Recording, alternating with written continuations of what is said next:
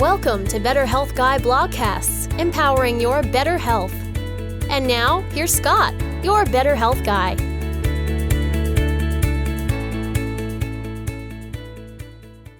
The content of this show is for informational purposes only and is not intended to diagnose, treat, or cure any illness or medical condition. Nothing in today's discussion is meant to serve as medical advice or as information to facilitate self-treatment. As always, please discuss any potential health-related decisions with your own personal medical authority. Hello, everyone, and welcome to episode number 97 of the Better Health Guy blogcast series. Today's guest is Palmer Kippola, and the topic of the show is Beat Autoimmune. Palmer Kippola is an author, speaker, and functional medicine certified health coach who specializes in helping people reverse and prevent autoimmune conditions. She developed a framework called F.I.G.H.T.S to help people beat autoimmune conditions based on her 26-year battle to overcome multiple sclerosis. Her new book, Beat Autoimmune: The 6 Keys to Reverse Your Condition and Reclaim Your Health, with a foreword by Mark Hyman, was just released. In it, she shares empowering science, inspiring stories, and evidence-based strategies you can use right away. Palmer has done coursework with the Institute for Functional Medicine, the HeartMath Institute, and the Functional Medicine Coaching Academy. In addition, she studied under leading experts in nutrition, holistic health, energy, and functional medicine. She founded Transcend Autoimmune, a growing online community of people proactively seeking to reverse or prevent autoimmune conditions naturally. And now my interview with Palmer Kippola.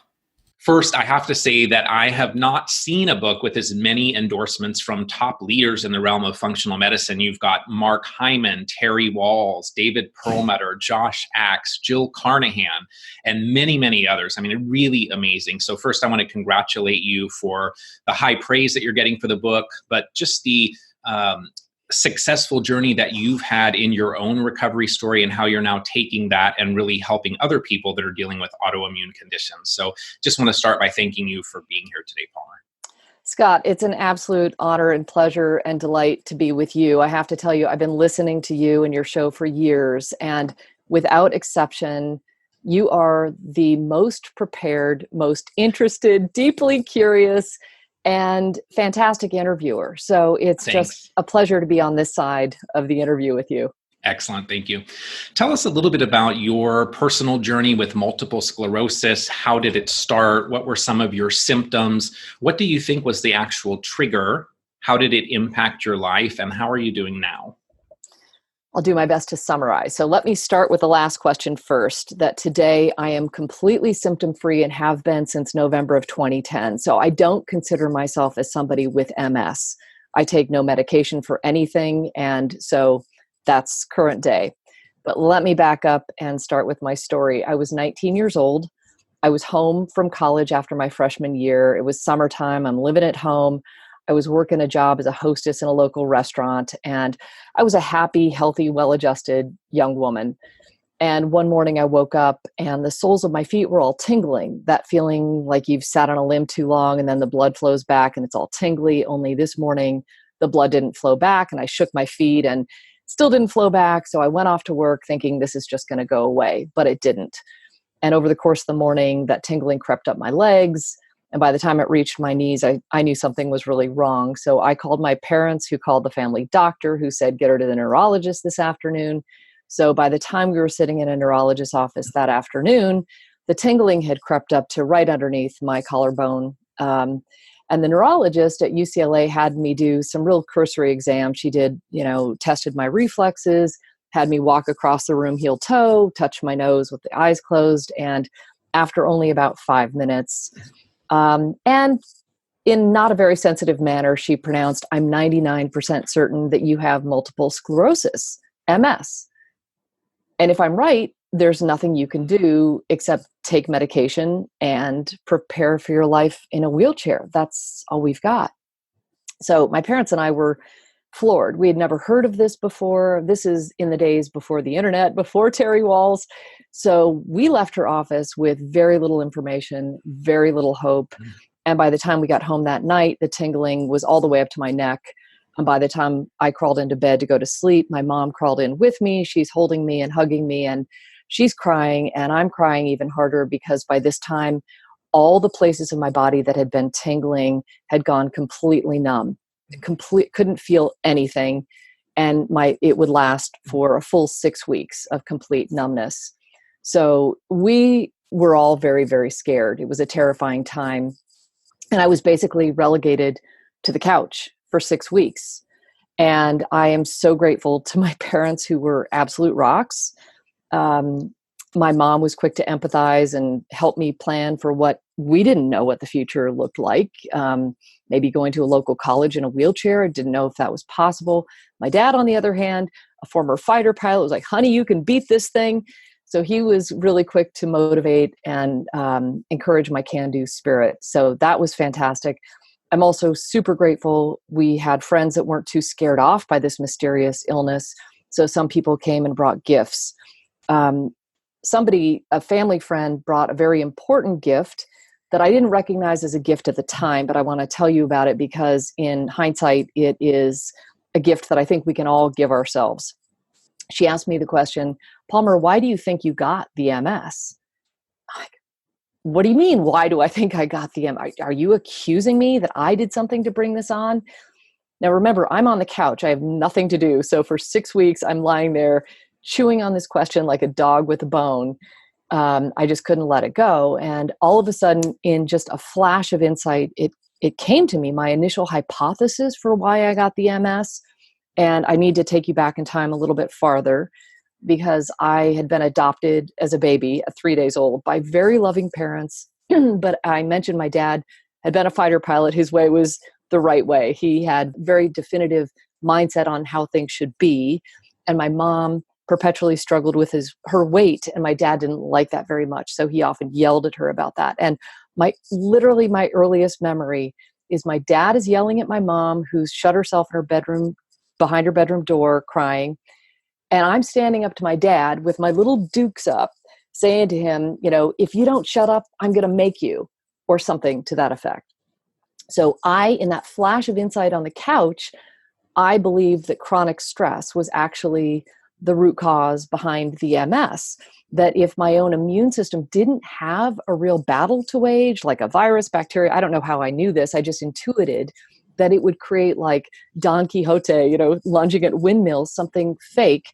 And that could be the friendly fire of the autoimmune attack. So while I know there's more to the story now, that is the first insight that I had. And so that drove over the course of 26 years of this relapsing remitting MS, which is what I had.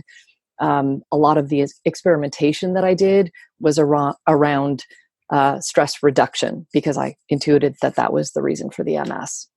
Wow, that is an incredible journey. And your book really is the gift of that journey to other people that are dealing with an autoimmune condition today. So I highly urge people to read it. One of the few books that I actually read page to page. I think there's so much good information in there. Let's talk a little bit about autoimmunity. So I think people think of autoimmunity as the body attacking itself. And I have a slightly different perspective. I'm interested in hearing your perspective as well. Why is it that the immune system is interacting with self in a way that maybe isn't ideal in those people with an autoimmune condition? Yeah, I don't think that the immune system just turns on yourself at all. I think it is doing its job.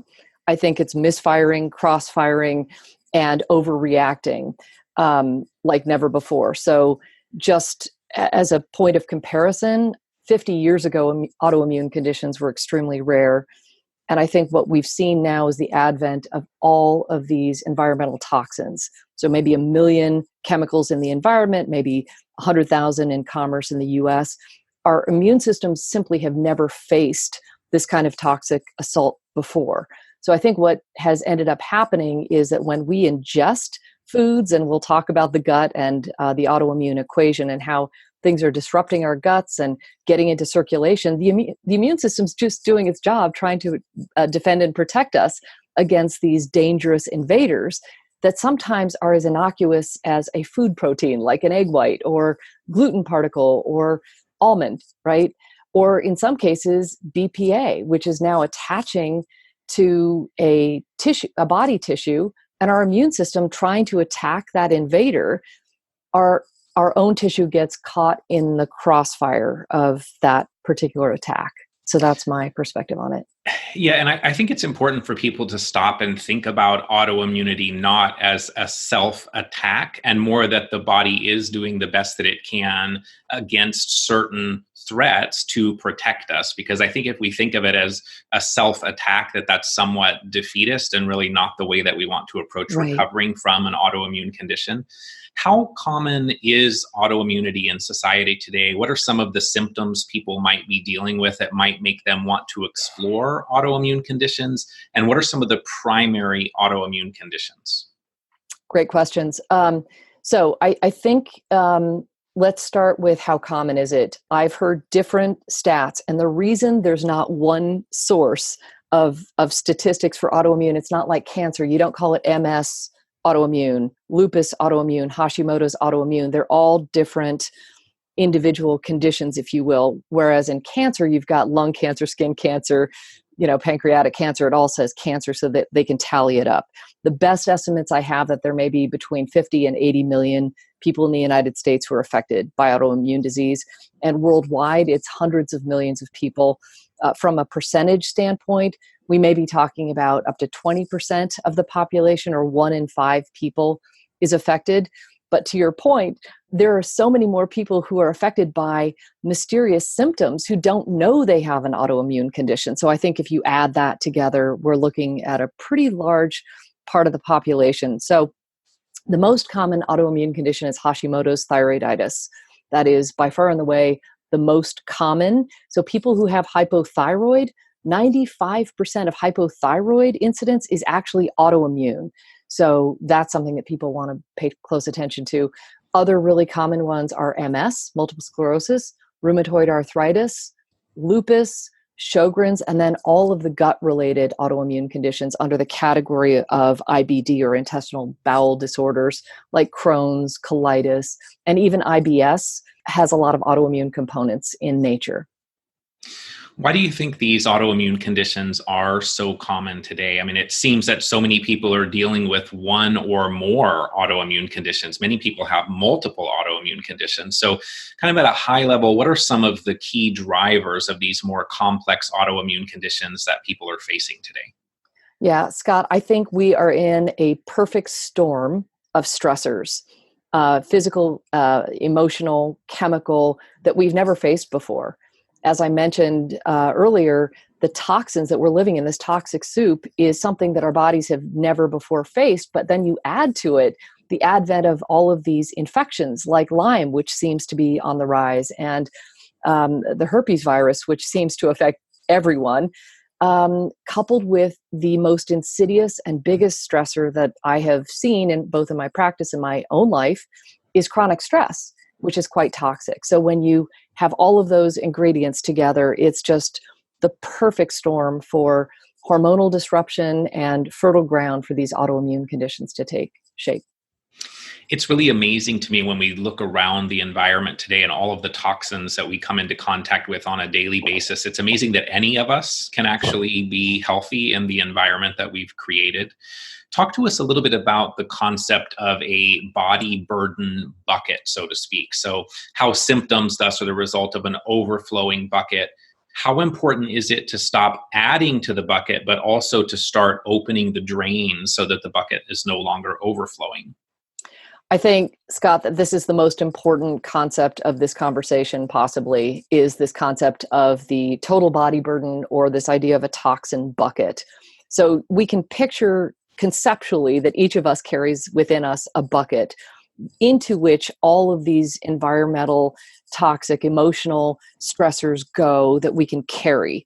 Now, theoretically, our drains are open and we can excrete these toxins. But with this situation where we've got many more things coming in, it is really difficult to keep pace. And that's when we might go tilt, because we begin to overflow. And that's when people start to begin to have symptoms, is when we have that overflowing situation. So it's our job to keep our toxin buckets as empty as possible. That's really how we heal, is by keeping the bad stuff out, letting things go, doing our best to keep those drains open, and maintaining that for a lifetime. And that speaks to the importance of not doing these, detoxes twice a year with a juice cleanse, but daily detoxification. It's really living a detox lifestyle that allows us to minimize that toxin bucket. I totally agree. I remember Gary Gordon, who was one of my earlier mentors, and he would say detox is daily and lifelong, that as long as we're still breathing, we better be detoxifying. And it's so absolutely true. I recently heard Max Lugavere say that we need a holistic approach to health because we have a whole list of problems, which I thought was a really good way to say it. So talk to us about this total body burden a little more, this perspective of chronic illness from an overflowing bucket, some of the things that fill the bucket, and some of the kind of top interventions that come to mind for you to help drain the bucket. Yeah. So I've heard Mark Hyman say that for years. That's why he calls himself a holistic doctor, because he sees people with a whole list of symptoms. This is why I came up with the mnemonic F.I.G.H.T.S, which stands for food, infections, gut health, hormone balance, toxins, and stress, because I wanted people to really have their arms around what are all of those root causes, those major categories that they can control. And so those would be the things that you want to pay attention to, what's in that bucket. So you can take them one at a time, right? So from a food perspective, we are a society of sad foods and toxic oils and conventionally raised meats that are eating grains with pesticides and herbicides and Roundup ready crops. I mean, if you just take one thing at a time, you'll see that you've just layered into that bucket. And compounding that with the sugar addiction, a lot of people still have silver amalgam fillings, which are 50% mercury, as I understand it. And that is a big driver of autoimmune illness as well. So we have to take each one of those one at a time and take them out, get them out of the bucket, either by not eating them anymore or by doing whatever we can to minimize our exposure. So the good news for people listening is we are going to take them one at a time in this discussion. So yay. Yay. So before we jump into that, I do have one other question. I mean, one of the pieces of good news that I really loved from the book was the idea of epigenetics, that Yes. epigenetics are far more important than genetics themselves. And I personally have not found the gold in looking at the genes, at the polymorphisms. I think the epigenetic piece is so much more critical. And I think also if people, similar to the conversation we had about self-attack and autoimmunity, if they believe that they're broken because of a certain SNP that represents potential and not function, I think that's a really difficult place to propel your healing forward. So tell us about epigenetics, the hope, the empowerment that they provide, and what are some of the tools that affect us in a positive direction from an epigenetic modifier perspective? I am so glad you brought this up, Scott, because it is the ray of hope that really propelled me on this book writing journey. For years, we believed that our DNA was our destiny. Whatever our mother or father or grandparents had, chances are we were going to get that too. It's a very fatalistic view of how things happen, that our genes just express them. Our DNA expresses itself in some sort of pre-programmed way. And one of the first things I learned after I healed was that that's not the case at all. In fact, the word epigenetics means on top of or above the gene. And it turns out it's the environment that's giving direction to our genes in terms of how they get expressed. So it's like we have our hand on the dimmer switch and we can control whether things are harm or heal, inflame or restore. So that was super exciting to me, that it's actually the environment that's giving direction to actually the membrane of the cell that's picking up that information and then telling the gene whether or not to be expressed. So after I learned that, I wanted to know, well, what percentage risk are genes versus what percentage risk is your environmental factors when it comes to your determinants of health, right? I found a stat in a CDC report from 2014 that says your genes are responsible for maybe 10% of your health outcomes, and your lifestyle is responsible for the 90%. And I've even seen research after that talking about cancer where only 5% has a genetic component, but 95% is up to our lifestyle. So this is super empowering science that shows us that we are way more in control than we ever imagined possible. Amen to that. It's so important. It really is. I mean, I see people all the time. I get emails all the time. Oh, I had this gene test and now there's no hope. I'm never going to get better. And it's really BS. It really is. Right. You have to focus on the fact that the body is inherently designed to be healthy, and we need to remove the roadblocks so that it can execute on that design. And the genes themselves, I agree with you 100%, play a very small role. So let's talk about some of those pieces of fights that you talked about a moment ago. So food, infections, gut, hormones, toxicity, and stress. In the book, you actually order them slightly differently than how I'm going to go through them today. You order them in the book by priority, which I appreciated as well, because some of the things like hormones, actually, and we'll get into that, you kind of put lower on the priority list, which interestingly, I don't often see people do. And I 100% resonated with that, the way that you had done that as well. So let's just kind of go through them for my mind in alphabetical order of fights here. So let's talk about food. So what role did diet and gut, in your specific case of MS, what role did diet and gut health have on your condition? And how do you think this area in terms of food, how important is it to explore in terms of autoimmune contribution? It is by far and away, if not the biggest, it's right up there with stress as the top category. So from my personal experience, my biggest linchpin was the gluten in finding out that I had non-celiac gluten sensitivity, not celiac disease, but maybe 30% of the population, it suffers from non-celiac gluten sensitivity. So finding that, removing it, and healing my gut, which we'll get into when we talk about the gut, were by far and away the most noticeable changes. In October of 2010, when I found this out about the gluten and removed it, from that point forward, I never had another MS symptom ever again. So I'm certainly not saying that it's as simple as just removing gluten and you're done, but I am suggesting that it is. For people with autoimmune conditions, there's now science that shows that gluten creates a leaky gut in anyone who eats it. And as we'll see, a leaky gut is the pathway to autoimmune problems. So if you have autoimmune issues or are concerned you might, and you're still eating gluten even some of the time, that's your choice, but it's not necessarily, from my research, the best path. Let me also say that I interviewed dozens of functional medicine and autoimmune experts in my research and in preparing for this book.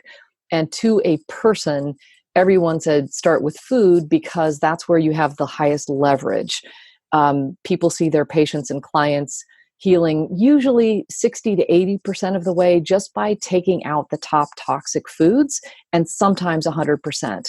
So you've got to consider doing an elimination diet if you're interested in healing. And many of my clients that I work with that try this elimination diet don't ever want to add things back in because they feel so good once they remove a lot of these foods. And I'll just say, I think the top three biggest baddies would be gluten, dairy, and sugar.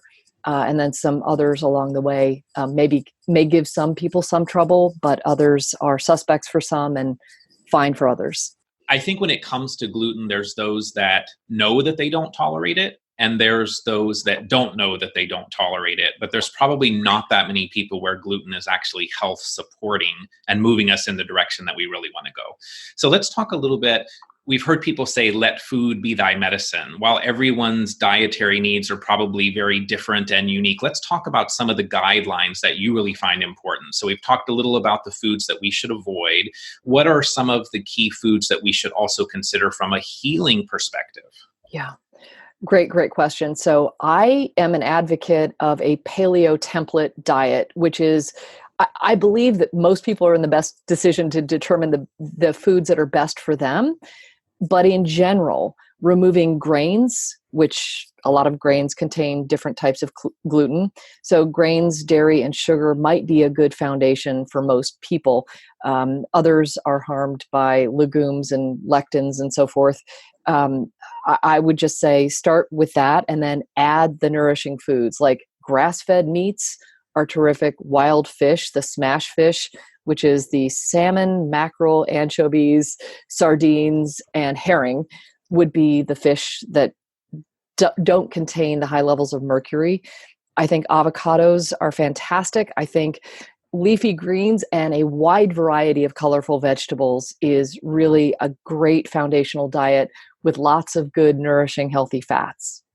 You are into your acronyms. I love it. It gives us such a good way to remember these key things. So Mhm. it's fantastic.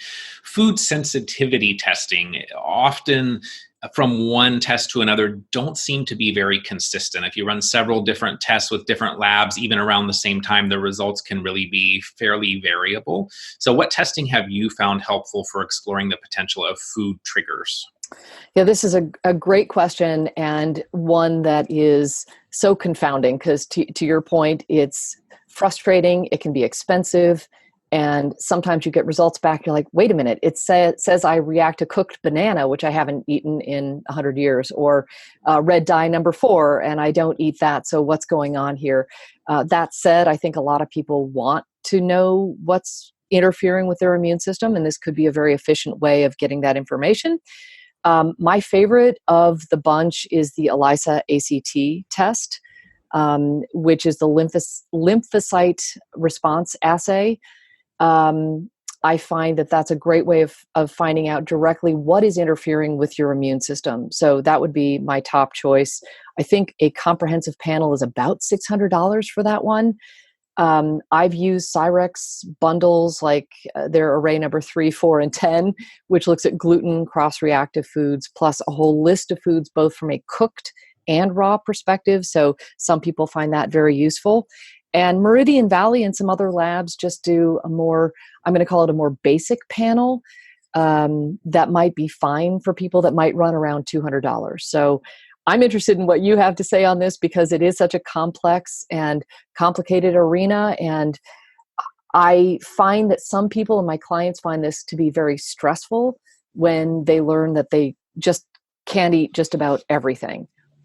Yeah, I do like the Cyrex testing. I like some of the others you mentioned as well. I think when people are highly reactive to many different foods, then we really have to look at gut health, fungal overgrowth, parasitic overgrowth. I mean, what are the things that are beyond just the foods themselves? There's usually probably some other triggers as well. And so looking at, is there candida? Are there other organisms we need to address to calm down some of those things while also eliminating them so we're not creating further hyperpermeability and inflammation? I think that that's a really smart direction to go, and agree with you completely that we need to really pull out these triggers. And for me, gluten really is non-negotiable. I think it's really difficult if someone has an autoimmune condition or Lyme disease or whatever to say that you are moving in the direction while you're eating gluten. I think is really, it's questionable for me. You may not feel it right away, but I think it's adding to the bucket in a significant way, and we really need to pull some of those things away.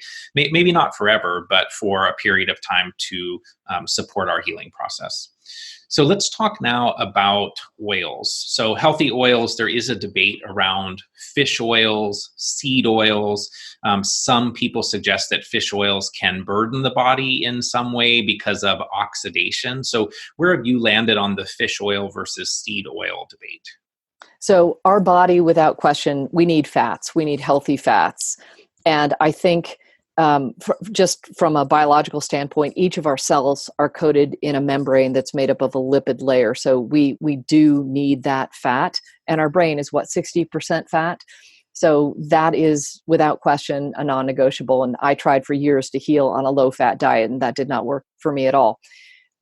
So what I will say is that most Americans are probably deficient in healthy omega-3 fats. So without question, the ratios need to change to more of a, 1 omega-3 to 3 times with the omega-6s. But for those of us who've been on this health journey for a very long time, we may have an overabundance of omega-3s and a deficiency in omega-6s.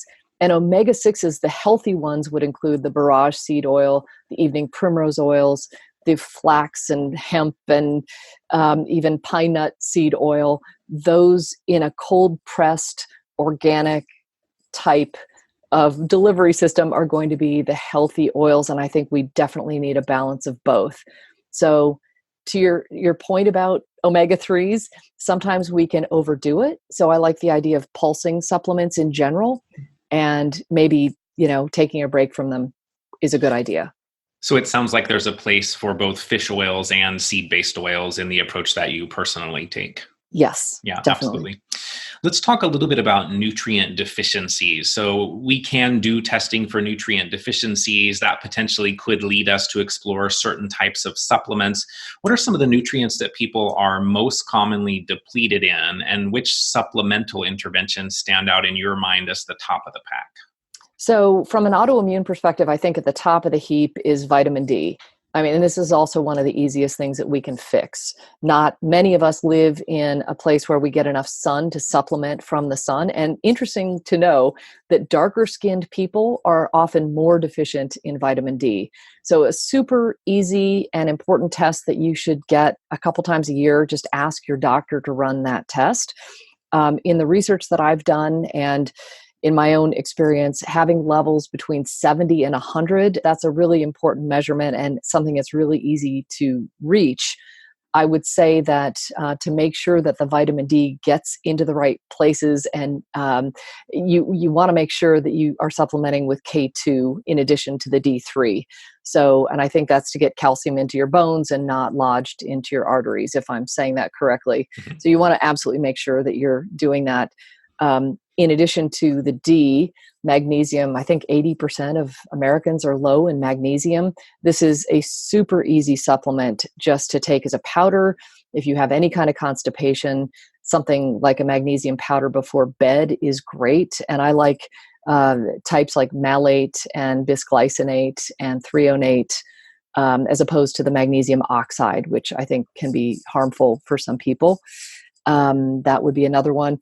A good baseline multivitamin with an enzymated B would be a really good addition, because we can't often guess on what vitamins and minerals we need, and we need them in balance. And so a good multivitamin can provide that kind of insurance. And I'll just add finally, probiotics I think are a really important addition to a healthy regime. And like you, I do like the Megaspore Biotic, the spore-based probiotics. I also like one called Core Biotic, which I think is very effective. Love them both. Absolutely. Let's talk about the eye. So infections. I'm curious, which microbial stressors do you find correlate the most in autoimmune conditions? And then in your personal recovery story, was there an infectious contributor that you identified at some point back towards being healthy as you are today? I have spoken to a number of people that had MS-like presentations over the years that ultimately find Lyme or Lyme co-infections or viruses or other things that are triggers for what appears to be MS. And so I'm interested in your thoughts on the connection between the infections and autoimmune conditions. There's a huge connection without a doubt, Scott. And I think that scientists and doctors alike agree that there's a big connection. And there's sort of a question of chicken or egg, which comes first, the infection or the autoimmune condition? And I think it goes both ways. When we have an autoimmune condition, our immune system is suppressed in some ways. So it's more fertile ground for an infection to take hold. The two biggest infections that I see across the board are Lyme infections and herpes infections, which, by the way, I'm not sure that most people know that Epstein-Barr is a herpes virus. And I know a lot of people are familiar with Epstein-Barr, but that it is a herpes virus is less known. And cytomegalovirus is also a herpes virus. And those are often underlying an autoimmune condition. For me personally, I think I've been lit up like a Christmas tree on the viral panel. I only found Lyme in February of 2018. I didn't know that I had a chronic Lyme infection, and I don't know how long I've had it. And I'm aware that we can inherit this at birth. It's possible that when I was off, in the mountain club at school in Vermont in college, that I picked something up. I don't know. It would make sense because that was right before the MS appeared at age 19. So it's possible that I'll never know.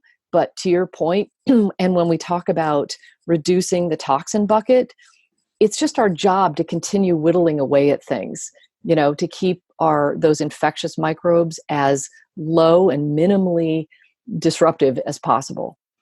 Yeah, and it's interesting because you say you just found Lyme as a contributor in February of 2018, and yet you are symptom-free. So right. I think that's also empowering that and it also really says that even in those that have Lyme, we shouldn't put too much focus on killing Borrelia and Bartonella and Babesia and all of those Lyme-associated issues, because there are other factors, toxins particularly. I think the viruses play a much bigger role than what most people recognize, but definitely looking at the potential triggering of the immune system of some of these microbes, I think is really important when we're dealing with an autoimmune condition. Let's talk a little about parasites. My observation with parasites over the years is that they can be stressful, but that they also potentially do some good things for us in terms of modulating the immune system and serve in terms of being mitigators of toxins, concentrating heavy metals. How do you view the interrelationship between parasites and their human host? That is a great and complicated question, and I think it's still early innings in our understandings about that. But for people who are interested in learning more, I would suggest Moises, I'm not sure I'm saying his name properly, so forgive me. There's a book called An Epidemic of Absence by Moises Velázquez Manoff that talks about how it's possible that this epidemic of autoimmunity is happening because we have sanitized ourselves away from our natural habitat or cohabitation with these parasites and other viruses and things that are beneficial. So it's really hard to say what is bad, what is good. We don't really know. So it's really about how do we live in harmony? I think, it all comes down to how do we find balance, right? Because back to your point about, my just finding Lyme, well, if I didn't eat so well and get the sleep I get and supplement the way I do and exercise daily and have these practices, I might be taken down by some of these things. So I think that speaks to how we just need to take care of our toxin buckets as best we can, because then we can withstand more of the insults. We become more resilient, I think is the point. Where do you fall on the need for killing the bug versus creating immune tolerance or integration with tools like low-dose immunotherapy that Ty Vincent talks about? Is the bug the problem, or is it that our immune system is becoming hyperactive and inappropriately responding? And then should the focus be on boosting the immune system, as some people think, or should it be on modulating it or calming it in some cases? I think the answer is right in your question. I think it has to do with the terrain and not the bug. That when our terrain is healthy and balanced and modulated, we can withstand some of these infections and just clear things naturally. And I personally have not explored or experimented with LDI, but I believe, and from what I understand, that this is a homeopathic kind of remedy that can help rebuild immune tolerance. And rebuilding immune tolerance is what we're talking about. This is about how do we become more tolerant of our environments, and tools that are non-toxic that allow us to become more tolerant are absolutely positively beneficial in my view.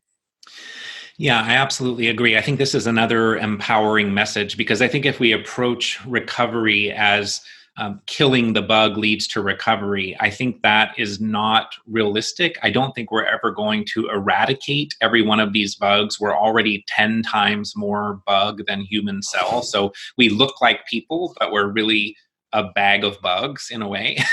so I think, yes, we need to control them in some cases, support the body with herbs and other things. But the idea that we're going to get rid of them is probably not realistic. Creating tolerance or integration so that our immune system isn't over responding, I think, is something that can be very helpful. And it sounds like you agree with that as well. You talk in the book about chronic inflammation as being one of the things that keeps the immune system constantly hyper reactive. So what are some of the tools that you suggest for reducing inflammation, and how does that help us manage the microbial burden of our bucket? Yes. So inflammation, chronic inflammation, keeps us from healing. It puts off defense and repair. So if we are wanting to heal from anything and we are inflamed, we do not heal. I mean, that's what my research shows. So I have my list here. There are foundational elements that I think can serve as our best anti-inflammatories. And I will always start with good restorative sleep, because I think it is so important, especially the hours before midnight. So getting into bed, getting a good night's sleep is probably my most important intervention from an anti-inflammatory perspective. And the second is we're eating all day, every day. So having a paleo template diet and removing the inflammatory foods, essential. I think we're also eating probably too often. And I personally practice intermittent fasting most days. So kind of a 16-8 protocol, if you will, where I eat for 8 hours a day. I think taking the burden off of our guts and allowing ourselves an opportunity to digest more, super important from an anti-inflammatory perspective. Getting movement throughout the day. I mean, our bodies are made to move, and we tend to be inside and not moving that much. So that is a huge anti-inflammatory. And I'll add, if we can move in nature, even better. And Zach Bush, who I know you know, is a huge fan of getting outside so we can soak up the macrobiome of the environment. So if we can move ideally in nature, then we've just got a twofer in terms of, two anti-inflammatories right there. I think another key part of this is having a stillness practice or finding some spiritual practice. Maybe it's gratitude, maybe it's journaling, maybe it's a forgiveness practice that you can make time for every day, whether it's first thing when you wake up or before you go to bed at night. That is a huge way to keep inflammation down. So these are not expensive interventions. And this is also not about reaching for an Advil or another anti-inflammatory from a medical perspective. It's really about lifestyle practices that we can integrate into our daily lives that allow us to bring down the inflammation and enable more healing. One of the things that I've seen over the years is people can often manage chronic infections like Lyme, co-infections, viruses, and so on. Maybe they're even asymptomatic. I think lots of people carry these things and are not sick in any way. Mm-hmm. But at some point, something else comes along that overflows the bucket, like moving into a water-damaged home, for example. And so I'm wondering do you think it's possible that many of these infections that you mentioned that are tied to specific autoimmune conditions, that they could be in the body with us for years or decades, and they only really trigger an autoimmune event once the bucket has overflown? Or do you think that when the autoimmunity is triggered from an infection, that it is more immediately causal? I think your first part of your point is the valid one, that these are latent infections. They may be dormant. Maybe we had mono in our teenage years, and then that Epstein-Barr virus lays dormant.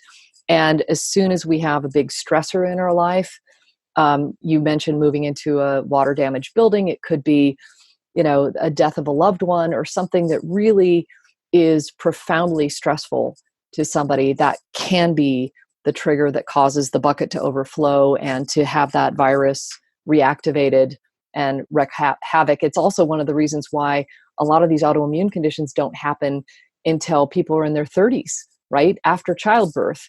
Then all of a sudden it hits the fan and they develop these issues.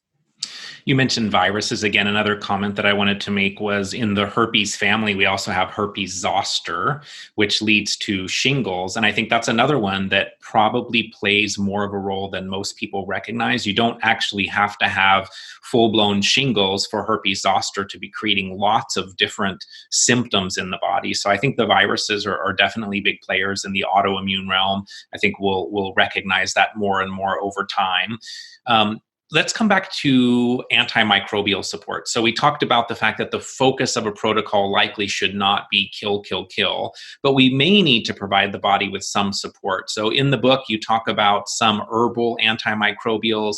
What are your thoughts on antibiotics for autoimmune conditions, and what are some of your favorite herbal support interventions? So I, in general, am not a fan of antibiotics unless you absolutely need them. I don't know what place they might have from an autoimmune standpoint. I do know that they harm the gut in a major way. The word literally means against life, antibiotic. And so by taking them, we might be harming our gut and setting ourselves back months, if not years, in terms of reestablishing a healthy microbiome, which we need that balanced microbiome for so many functions. So I am a bigger fan of those herbal antimicrobials. Anything from monolaurin, which is derived from coconuts, can be a very effective one. And I like the fact that a lot of these are broad spectrum. So whether it's fungal or viral or bacterial, you can be helped with oil of oregano, for example, or berberine. I actually like Dr. Klinghart's cocktail for viral, broad spectrum viral challenges and Lyme co-infections. So that's really where I fall on the antimicrobial scale, is yes with the herbs. Yeah, I've had my monolaurin twice already today, so I like that one as well. In fact, if I was going to write a book, it would have essentially been your book. Awesome. So if someone doesn't seem to respond to the herbal options, what are some of in the book, I think you call them next level things that you can explore for support of some of these chronic infections? Yes. So I think one of them is from a dental standpoint, want to touch on this because I personally had this experience where I found cavitations in all 4 wisdom teeth areas a couple of years ago. We're never done with our healing, right? I mean, this is a lifelong journey and things happen and you have ups and downs. And I found a couple of years ago that I had something like 7 or 8 colds. It was just crazy. I kept getting these viral infections again and again and again. So digging deeper, we always have to get to the root cause. So I saw a dentist who recommended a cone beam x-ray, and sure enough, discovered the 4 cavitations in those wisdom teeth areas. And sure enough, I did have infections present. I didn't have any symptoms. So this is what gets so kind of crazy and insidious about healing, is that you definitely have to dig, even if you're not experiencing pain in your mouth, for example. It's a really good idea to get a cone beam x-ray, which gives a very specialized dentist an opportunity to see if there are cavitations in the area. So that is something that I highly recommend. Did you address those cavitations? I did. I'm sorry. So I did address the cavitations. I had all 4 of them removed. They did them 2 at a time because you don't want to cross the midline. So we had 2 on the side and then 2 on the side. Stopped having the chronic colds. So my point in this, thanks for bringing me back, is that we constantly have to remove the things that are challenging or burdening our immune system so that it can do its job. So I found that cavitations for me, those infected wisdom teeth area, was still something that my immune system was fighting. So it wasn't able to do its job in fighting the common colds, as an example. And one more thing that you did to empty your bucket. So one more thing to empty the bucket. And this is a lifelong bucket emptying process. One of the interventions that I mentioned in the book that I've never tried is hyperbaric oxygen therapy, which I understand is very beneficial, and have even read studies that show that, I don't know if it's 75 or 80% of people with Lyme disease who do, I think it was 20 hour-long hyperbaric oxygen treatments, because Lyme disease, they're anaerobes, meaning they live in an oxygen-free environment. So if you're pushing oxygen into your body, not something that the Lyme spirochetes like at all. So that's a way to kind of flush them out or kill them in a very effective manner, that people really felt that they healed 80% or 100% of the way just with 20 hyperbaric oxygen treatments. And I think doing that in conjunction with Alinea, which is an anti-parasitic, in conjunction is even more effective. Anti-parasitic, also good for Babesia, which is a parasite, also good for Borrelia, good for some of the more persister forms or cyst forms of Borrelia as well. One of the very few pharmaceutical drugs that I actually really like. Let's talk about gut. So we're on to F.I.G. now. So Yes. Why is exploring the gut so critical in recovering from an autoimmune condition? What are some of the clues that maybe we should say, hey, maybe we need to start looking at our gut? And then why is the microbiome at the core of so many health challenges, and how do we support it? So this is foundational. We can't talk about autoimmune conditions and healing unless we talk about the gut. So in the early 2000s, Alessio Fasano and his team at Harvard found the third element in the equation necessary for autoimmune conditions to develop, and that is intestinal hyperpermeability, otherwise known commonly as a leaky gut.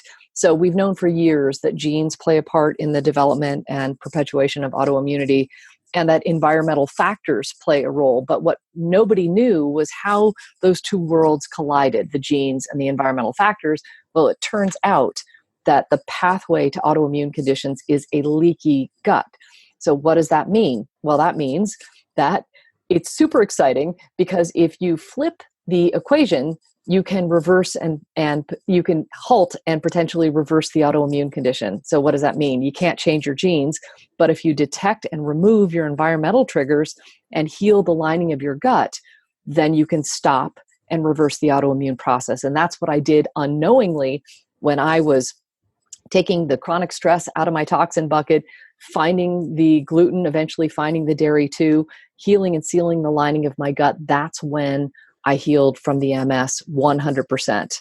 So that's why we have to focus on the gut. I think that's a really good point that I didn't kind of tie in earlier, but when you were talking about people that are reactive to lots of different foods, and we talked a little about fungal and parasites and those kinds of things, I think the intestinal hyperpermeability piece is really core. And as we continue then to improve the hyperpermeability or leakiness of the gut, a lot of times many of the food sensitivities will fall away and not necessarily be things we need to continue to avoid forever. So I agree, it's absolutely critical.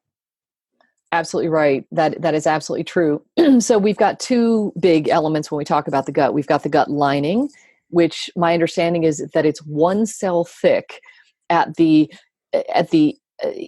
juncture between the inside of us and what goes into our bloodstream. So it's very, very, very delicate. We have to ensure that we are not putting those toxic elements into our body, because so many of those things go through the lining of our gut, and that's where the whole autoimmune cascade begins. So number one thing that we have to do is not continue to cause harm. So taking the things out that we know cause gut permeability, which includes the gluten that we talked about, the dairy. For many people who react to gluten also react to dairy.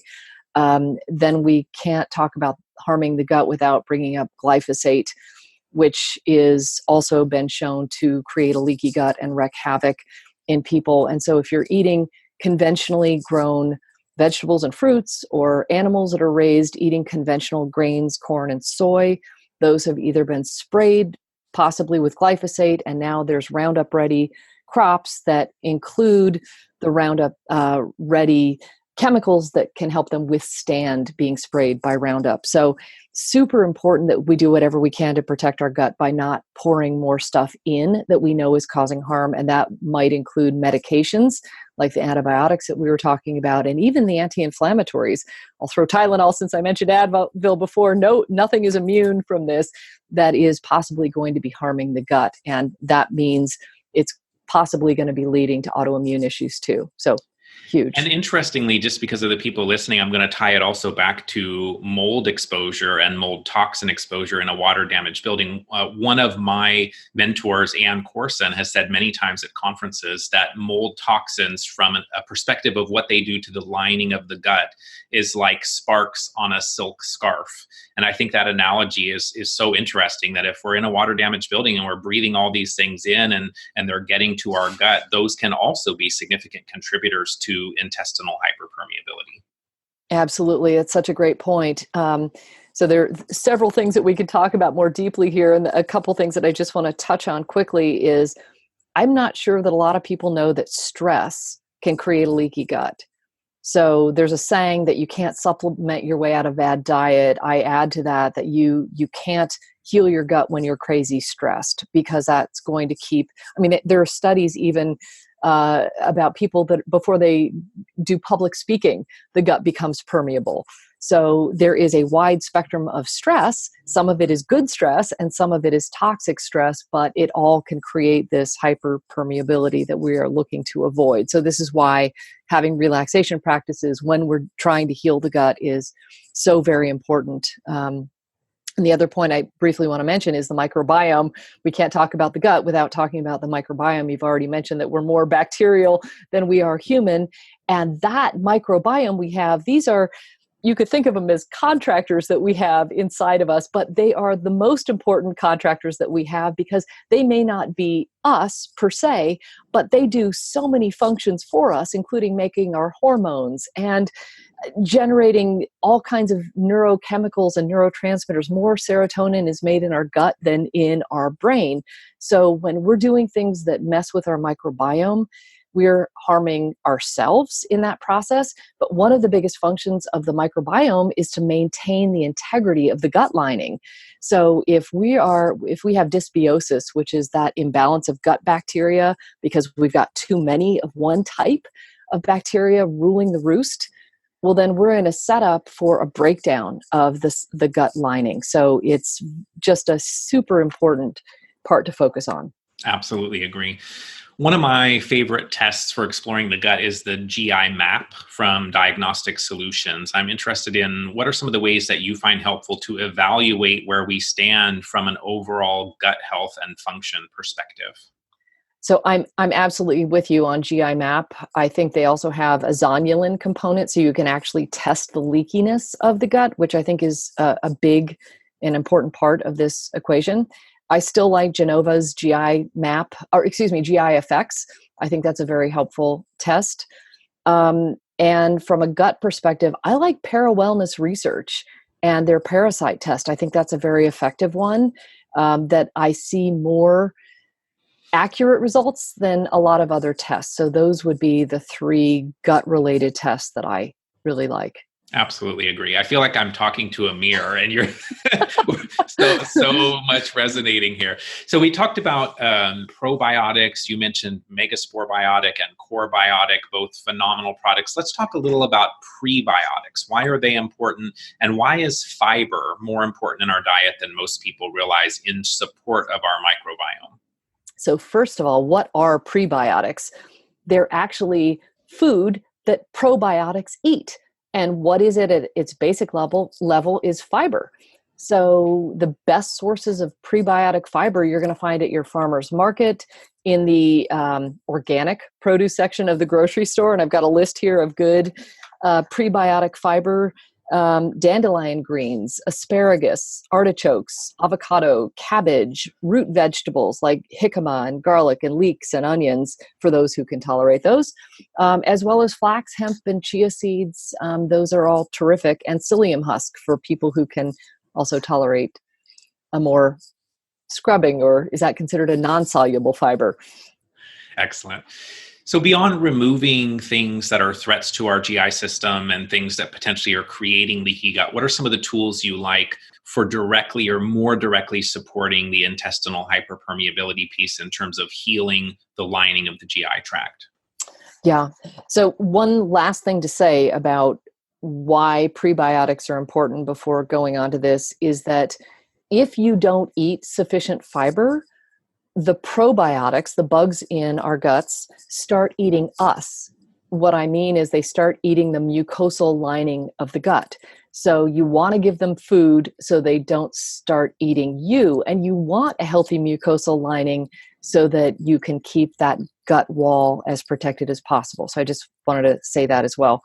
But yes, there are very specific things that you can do to support the lining of your gut. And I think vitamins A and zinc are super important in the equation, and having enough omega fatty acids also very important in the gut healing equation. Beyond that, there are some supplements like L-glutamine, I think, is just a standby that most functional medicine doctors recommend that you use as a powder. Other things might include bone broth, certainly collagen.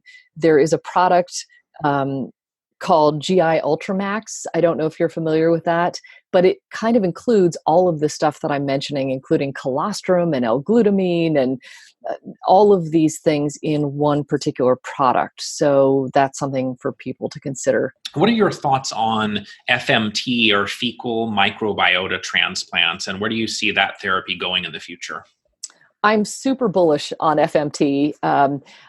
I see a future that might even include poop banks, if you will. It has been such a successful therapy for things like Clostridium difficile and ulcerative colitis.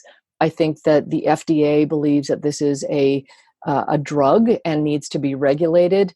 And I think they're right in the sense that we need to make sure that the donors are super healthy, because what you don't want to have happen is that you don't want to transfer potential viruses, parasites, other bad things. And I think in mouse studies they have found, or rat studies, can't recall which, you could actually create an obese mouse that was thin by transferring the type of bacteria that's inside. So we want to make sure absolutely 100% certain before you do it that you have the donor tested. Absolutely agree. I think that's actually happened in humans now as well, where they've had differences in weight as a result of doing FMT. And I agree, it is an exciting area. I've been very hesitant to date just because we don't know what's in it in terms of other potential microbes and things. So hopefully that will be an area that will advance and we'll have even better ways to reintroduce microbes that support our microbiome in a very significant way. Let's move on to H. So hormones, which I kind of hinted at earlier. You actually in the book put this towards the end. So do you find that hormones are more of a cause or a result of an autoimmune condition? Is it helpful to utilize exogenous or external hormone therapy early in a protocol, or is it better to unload the bucket, so to speak, and then revisit the potential need for hormone therapies? Great question again, Scott. The reason it's the last core chapter in the book is that hormones are downstream from everything else. And there's the potential that you have to get back into balance when you address the other F.I.G.H.T.S categories. So when you start to remove the sugar, you can actually reduce the insulin load. When you reduce the stress, your cortisol can get balanced. In this way, hormones can maybe rebalance on their own. But that said, there are some hormones that are typically quite low in autoimmune conditions. And we've already talked about vitamin D, which is a pro-hormone. That is something that is typically quite low in people with autoimmune conditions. So there's no reason not to address the D quite early in the equation. So I highly recommend that. And DHEA is another one that's a foundational hormone from which your sex hormones are created. And in many people with most people probably with autoimmune conditions, it's quite low. So that's something that you can find out on a salivary cortisol test where you fall on the DHEA spectrum. And if you're super low, it's something to consider supplementing with a DHEA cream as an example, and can be done quite early in the process. So that's what I think about that. I think the hormone discussion is interesting because I think there are cases where the body intelligently downregulates the production of certain hormones. So I remember Dr. Klinghardt at one time talking about a study where testosterone actually made babesia worse. And so if someone has an unaddressed babesia infection and they have low testosterone, the question might be, well, did the body downregulate the production of the testosterone as a protective mechanism against the babesia? And I think there's lots of examples like that. So I 100% agree with you that you want to try to get all of those things out of the way first and then see what's the body's actual state and then maybe support some of the things that you've talked about. In the book, you go into lots of detail around high insulin, high cortisol, estrogen dominance, which is very common. We've talked about low thyroid, low vitamin D, and low DHEA. So lots of great detail in the book. But let's talk about what are some of the most important things that we can do in support of hormone balance? Yeah, great. And this is where working all of those F.I.G.H.T.S categories is super important. So I would say starting with food, going low carb is huge in this equation. I think one of the biggest drivers of disease, diabetes, and dementia is high insulin. So whatever we can do to lower our insulin response and become more insulin sensitive is super helpful. So moving towards let's call it a modified ketogenic, definitely paleo diet, lower the carbohydrates, incorporate intermittent fasting, maybe don't eat dinner every now and again. I think that's a super important intervention. Adding more fiber is a great way of helping to balance hormones. Reducing our stress in any way that you can is super huge. Reducing your exposure to toxicants. Dr. Joseph Pizzorno, thank you, believes that toxins are the biggest driver of diabetes, not food.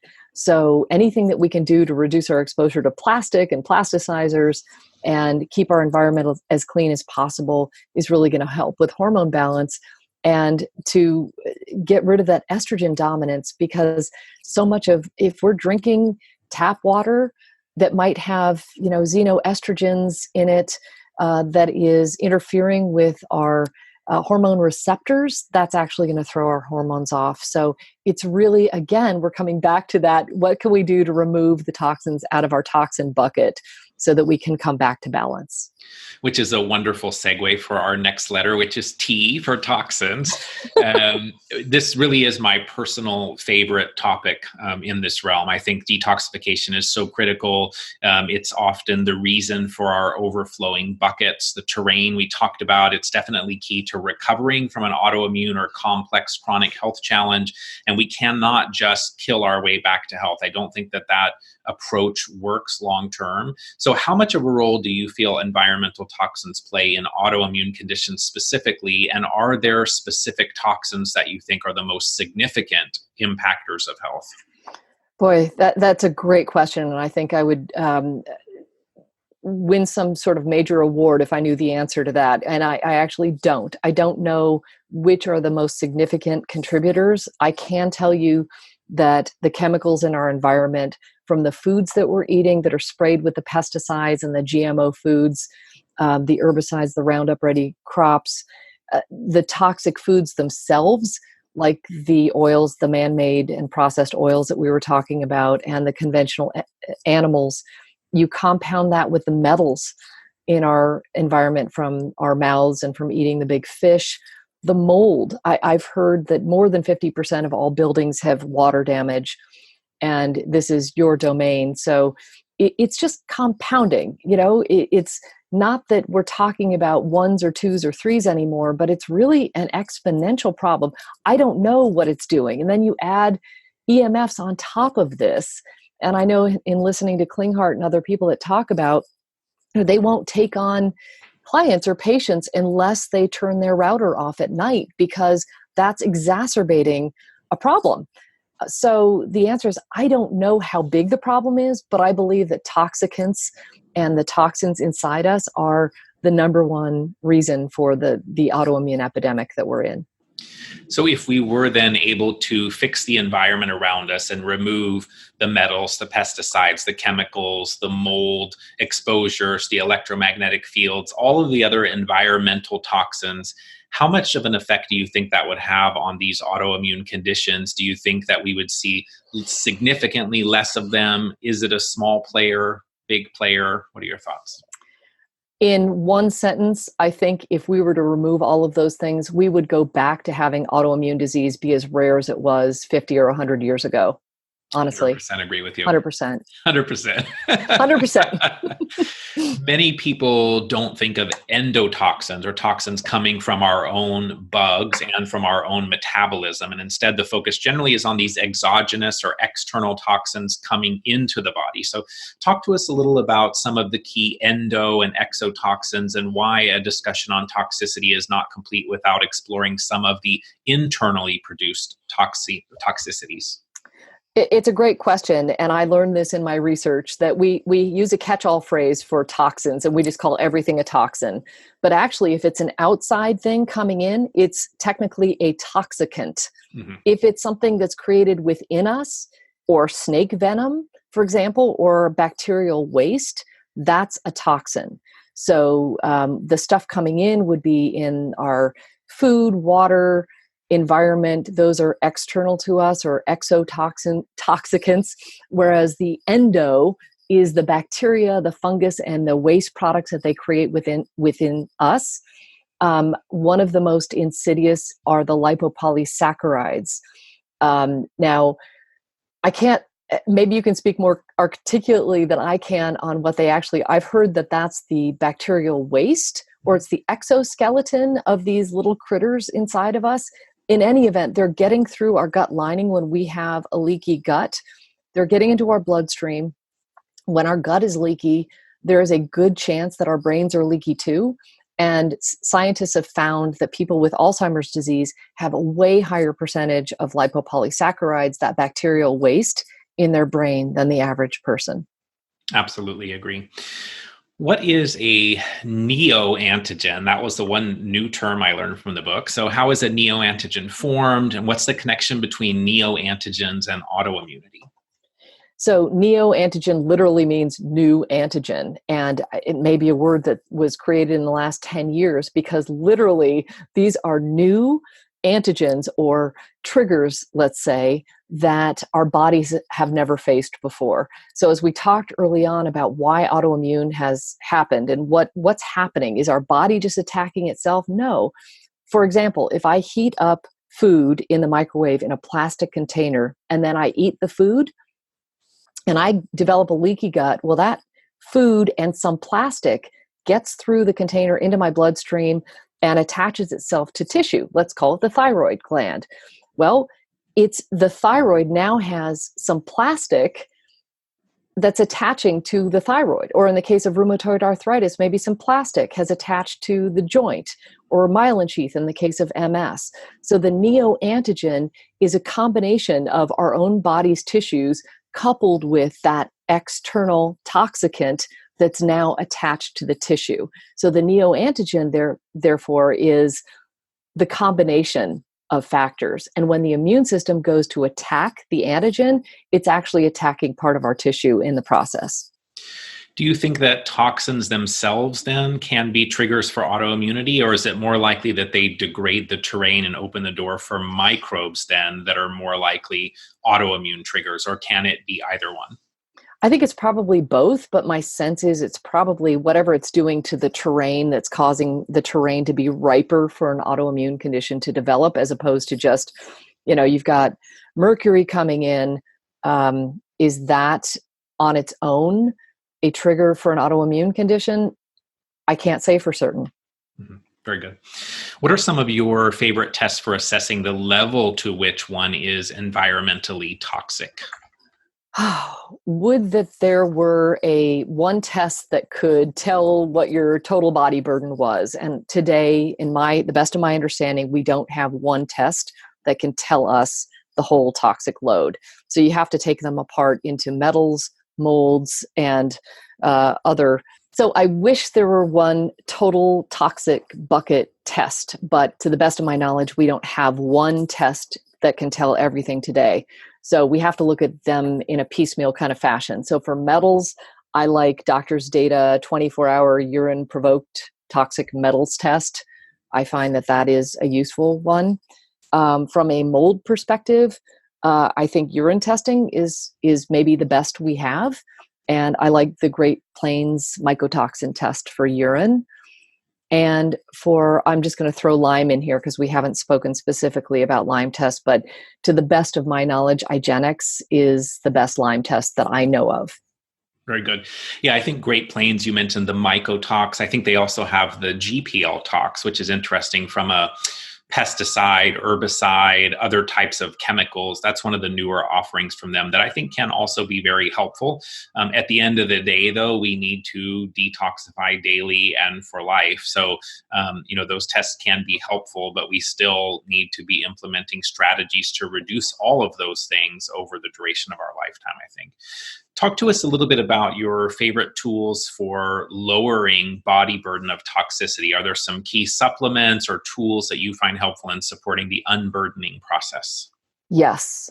I think binders are a fantastic tool, and that if people are concerned about toxins, you should consider a binder cocktail to include some or all of the following. I like the Zeobind, which is a Klinghardt product. I find that to be very useful. And into that, I put literally a glass jar that I include Zeobind and chlorella and Takasumi, which is an activated charcoal that I really like, and along with Quicksilver's IMD.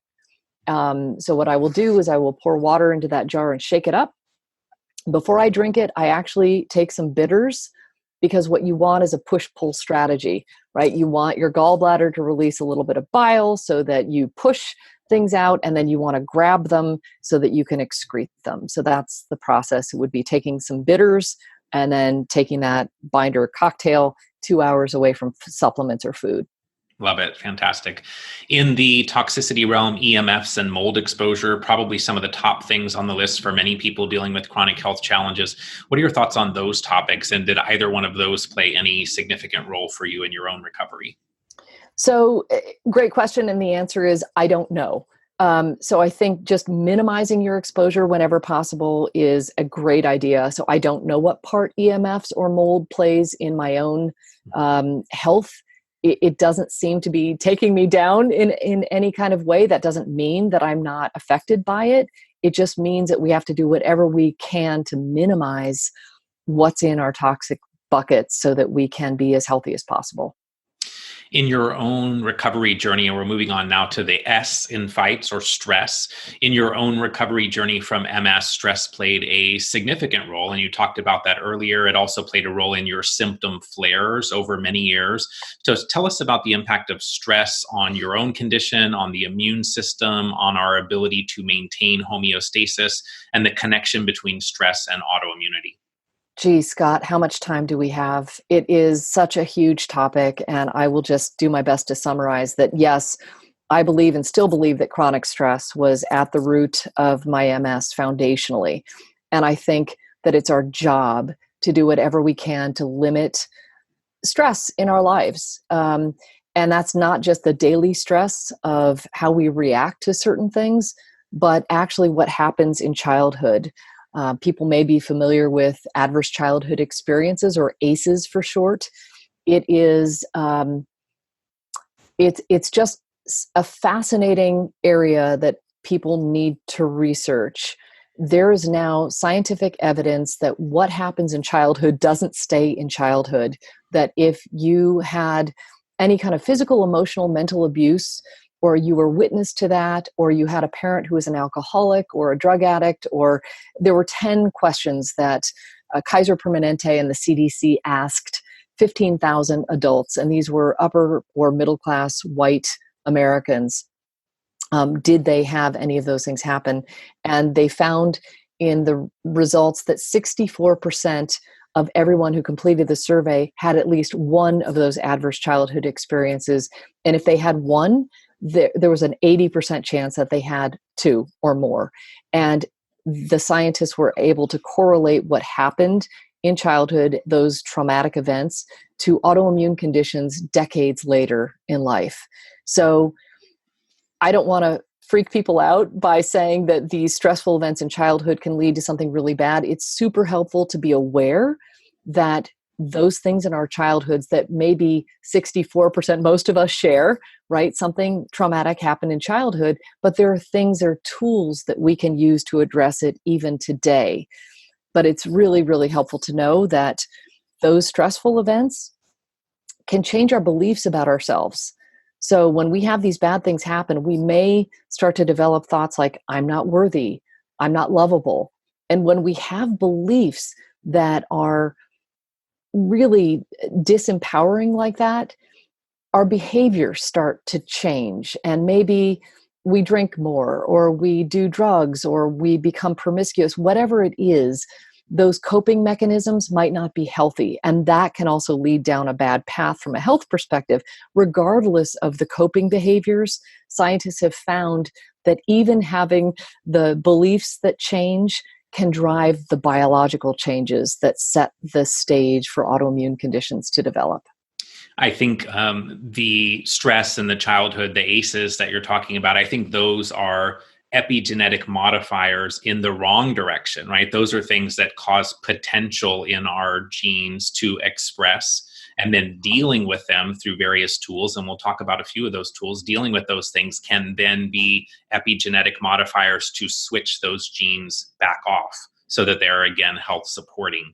In the book, you talk about the autoimmune personality. And in Lyme disease, for example, my observation has been that most people are perfectionists, type A personalities, overachievers, the need to work hard and do things to prove our worth and value. Tell us about the autoimmune personality.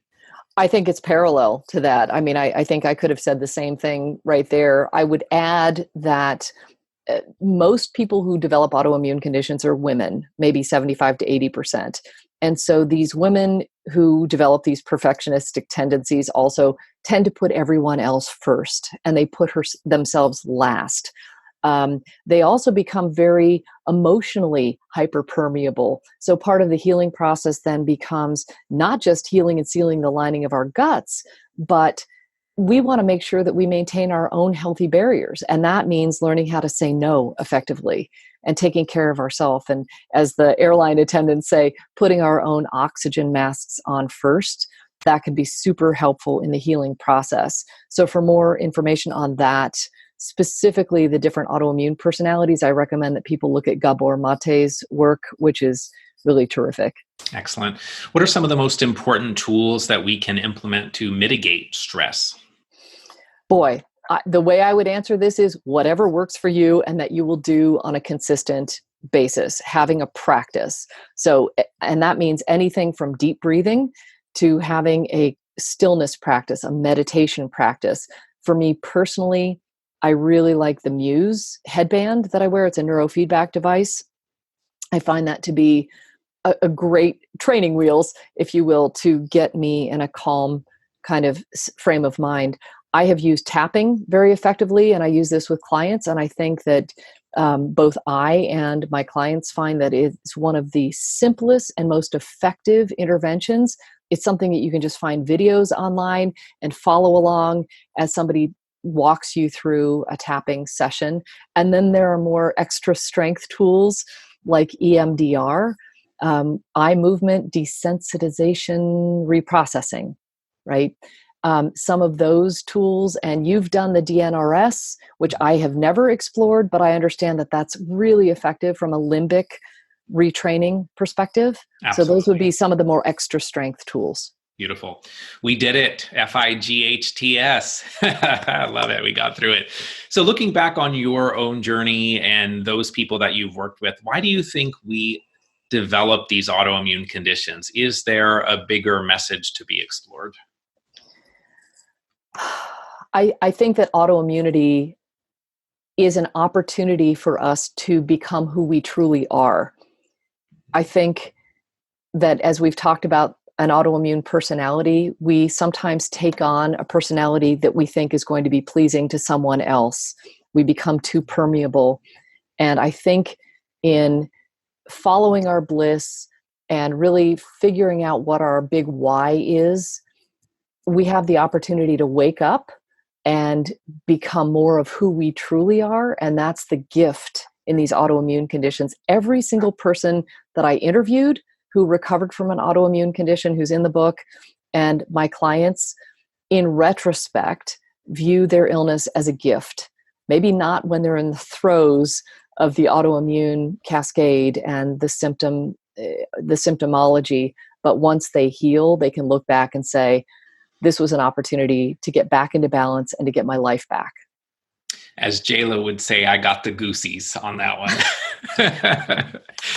What are some resources that people can use to find a doctor that can help them explore the topics that you just talked about in our conversation? So on my website, if you go to palmerkippola.com, I have a resources tab that lists 4 different websites for finding a holistic practitioner. It might be a functional medicine doctor. It might be an integrative physician. It could be a Lyme literate physician. I think finding somebody by zip code is a great option. And a lot of practitioners do work remotely. So that would be my... Tell us a little bit about your work as a health coach and how people can work with you and benefit from the knowledge that you've put out and your own personal healing journey.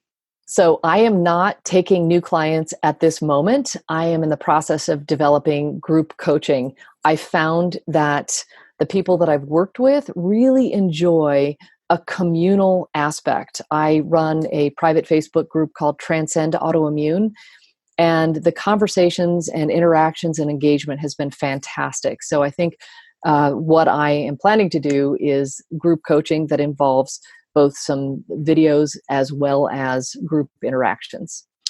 And this question is the same question that I ask of all of my guests. What are some of the key things that you do on a daily basis in support of your own health?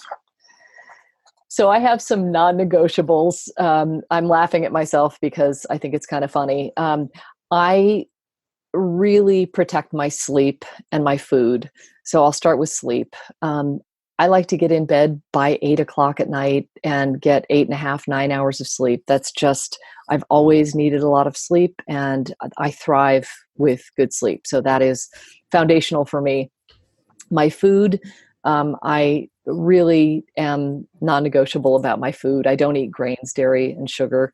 So that's And I have had the opportunity to have lunch with Palmer, and she's not kidding. Some serious healthy food going on there. Yeah, some people do the 80-20 rule. Not me. I'm really, clean with my food. So I'll say that. I do practice intermittent fasting and don't eat dinner a couple times a week. I think that works for me. I take my supplements, my magnesium, my corebiotic, and I rotate adaptogens like reishi and lion's mane or turkey tail, depending upon what I need. And I'm fortunate that I'm able to muscle test myself so I can tell what I need at any particular moment and not overdo something. I'm also passionate about spring water. So I have my Mountain Valley Spring here. And I make sure to get outside in nature every day. So we're fortunate that we live near beautiful nature preserves and can do hiking and take walks and so forth. And that's part of the daily practice. And finally, 5 days a week, I meditate, and I give myself 2 days off. So for 20 minutes, 5 days a week in the morning when I wake up, I use the Muse headband and do my meditation and forgiveness practice. And that gets me going.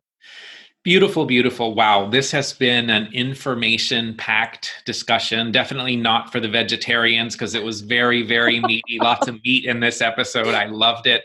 The book, Beat Autoimmune, absolutely fantastic. I definitely urge people to get it, read it. Lots of great information in the book that we did not get a chance to go into here today. Lots of resources and products and other things that you'll find very, very helpful.